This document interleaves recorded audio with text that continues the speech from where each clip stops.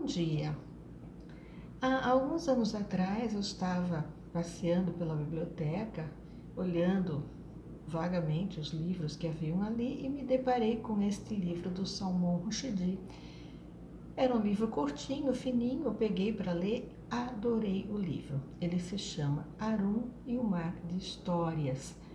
E quando eu comecei a ler, eu não sabia que se tratava de um livro para crianças, mas é um livro muito bem escrito, é um livro profundo. Quando a gente educa uma criança, na minha opinião, o principal fator é ensinar a criança a aprender por si mesma, aprender a pensar, aprender a ser autônoma. E não é bom pressioná-las para dizer vai por aqui ou vai por ali, com medo de que elas usem mal a sua liberdade. Se eu deixá-la muito solta, ela vai fazer bobagem. Eu acho que liberdade também significa liberdade para errar e liberdade para aprender com seus próprios erros. E se você faz isso desde que eles são muito pequenininhos, não tem realmente muita chance de que eles vão fazer alguma coisa muito errada, né? No máximo, eles vão sair na chuva sem agasalho e voltar para casa com frio. É muito difícil para os pais deixarem os seus filhos livres para aprender por si mesmo. E eu observo que muitos pais têm a tendência de doutrinar os filhos, né? Sobretudo quando o assunto é política. E nesse aspecto, esse livro é muito valioso, porque ele é um livro que vai defender a liberdade de expressão e as consequências do autoritarismo político, né? O nome dos personagens dos locais são nomes simbólicos. Por exemplo, o nome do país é Aleph Bey, que significa alfabeto. Também é um outro personagem que se chama Harun al-Rashid. E Harun al-Rashid é o nome de um famoso sultão citado nas Mil e Uma Noites. E Rashid significa aquele que conduz os outros por um caminho. Esse livro, na minha opinião, não é exatamente um livro infantil, é um livro disfarçado de infantil, porque ele vai falar sobre os perigos da tirania. É um livro que pode muito bem ser lido por adultos. O autor ele vai usar como recurso narrativo histórias engraçadas e absurdas.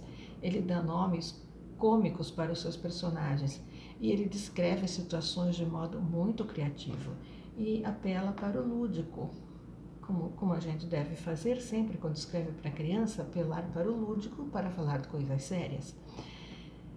Ele usa muitas imagens de elementos das Mil e Uma Noites, por exemplo, há gênios, há pássaros gigantescos, e também há elementos de Alice e de seus mundos mágicos, como por exemplo, cartas que são páginas, o uso de axiomas e jogos de palavras, e há repetições pelo uso exagerado de sinônimos, argumentações constantes, e ele tem esses personagens que defendem até o limite as suas ideias e também as ideias do interlocutor pelo simples prazer de discutir.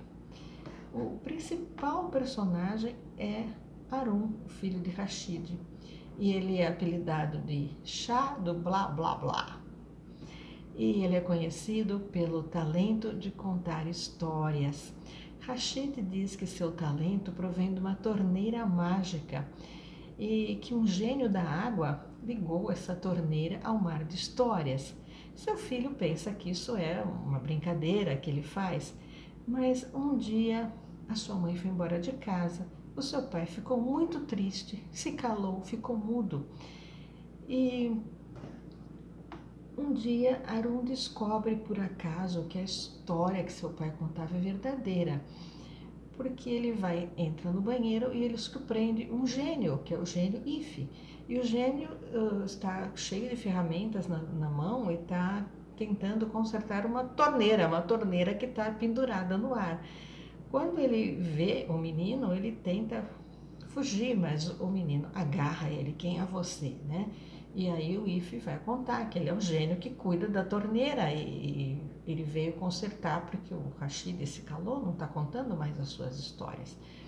Então ele propõe ao menino que ele vai até o leão marinho e peça, né, pelo seu pai, porque ele não está mais falando histórias, ele precisa contar histórias. E ele fala que tudo aquilo é um PCD mais X, ou, em outras palavras, é um processo complicado demais para explicar. Arum é levado para uma lua oculta, é uma lua que não pode ser vista da Terra e que tem dois lados. O lado luminoso, onde fica o mar das histórias e a terra dos Gupi. E o lado escuro, onde nunca tem luz e onde fica a terra do Chup. E na fronteira entre os dois reinos está a zona da meia-luz, onde fica a nascente do mar. Na terra do Chup, a vida, as sombras têm vida independente das pessoas. As sombras são diferentes e elas podem estar em locais bem distantes e estão interligadas entre si pela escuridão. As histórias são fios coloridos que se misturam e se entrelaçam, estão soltas no mar, e as pessoas vão usando as histórias e vão ligando um fio no outro e vão fazendo novas histórias e vão desatando os fios e criando rupturas nas histórias, confundindo seus enredos, e os Chup estão tentando realmente silenciar todas as histórias, né? Os Chup, os habitantes de Chup chamam-se Chupaiwala. O Chupaiwala estão contaminando a nascente do mar e estão envenenando as histórias. A princípio, né, o gênio If tenta usar a água dos desejos para que Arum não precise ir até o palácio. E, claro, né, vai ser meio complicado se Arum for lá e contar que o gênio If foi surpreendido por um humano, que não deveria ter acontecido, né? Mas o menino está muito triste e ele não consegue ficar concentrado por muito tempo. E aí a história vai prosseguir, os enredos vão ficando cada vez mais complexos, é tudo muito interessante. E até que, com o auxílio de uma arma mágica, Arum vai conseguir vencer as trevas. E o Salmão Rushdie diz que ele vence as trevas de uma maneira muito engenhosa, que é jogar luz. Jogue luz sobre as trevas e tudo fica esclarecido. O menino então recebe uma recompensa, né? E o leão marinho é o rei daquele lugar, é o rei dos Gupi, vai dar uma recompensa. E o menino deseja um final feliz.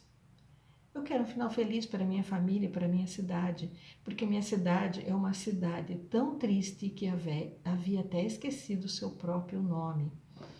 E aí vai ter o término do livro, e que é muito bonito, né? A mãe retorna ao lar, faz as pazes com o pai, e o pai vai recobrar o dom da palavra, e vai haver uma chuva mágica caindo sobre a cidade, deixando todo mundo contente. Eu sugiro que você leia o livro antes de discutir com o seu filho, por dois motivos. Primeiro, porque certamente a criança vai querer discutir as ideias com você. E também porque a nossa criança interior é transportada para os dias muito felizes de nossa infância. E nós vamos lembrar do dia, né, da época em que nós éramos inocentes e sonhávamos com um mundo ético e solidário. E quem sabe, se todos nós sonharmos junto com um mundo ético e solidário, quem sabe a esperança vai renascer e isso seja possível, não é mesmo? Recomendo a você a leitura de Arum e o Mar de Histórias.